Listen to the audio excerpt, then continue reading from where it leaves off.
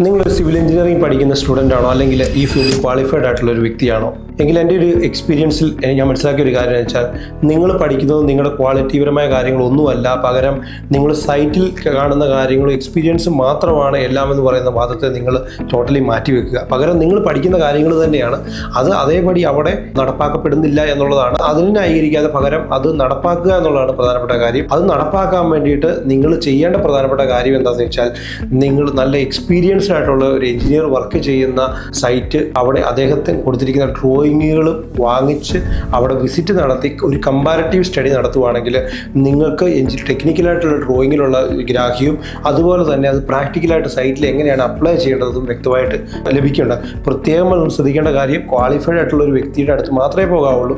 അല്ലാതുള്ള പ്രാക്ടീസുകളുടെ പുറകെ പോയി കഴിഞ്ഞിട്ടുണ്ടെങ്കിൽ നിങ്ങളും ഒരു ഫോൾട്ടി പ്രാക്ടീസിൻ്റെ ആളായി മാറാനുള്ള ചാൻസ് ഭയങ്കര കൂടുതലാണ്. അതുപോലെ തന്നെ നമ്മുടെ സോഫ്റ്റ്വെയർ സ്കില്ലുകൾ, പല രീതിയിലുള്ള സോഫ്റ്റ്വെയറുകൾ ഇന്ന് നമ്മുടെ ഈ ഫീൽഡിൽ യൂസ് ചെയ്യുന്നുണ്ട്.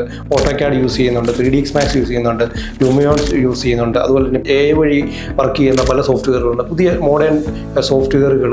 അതെല്ലാം നിങ്ങൾ സ്കില്ല് ഡെവലപ്പ് ചെയ്യുക. അതുപോലെ എസ്റ്റിമേഷൻ നടത്തുന്ന സോഫ്റ്റ്വെയറുകൾ, ഇങ്ങനെയുള്ള സോഫ്റ്റ്വെയറുകളെല്ലാം നിങ്ങൾ സ്കില്ലുകൾ വളർത്തിയെടുത്തു കഴിഞ്ഞാൽ നിങ്ങൾക്ക് ഈ ഒരു ഫീൽഡിൽ ഗ്ലോറിയസ് ആയിട്ടുള്ള ഫ്യൂച്ചർ ഉണ്ടെന്നാണ് എനിക്ക് പറയാനുള്ളത്.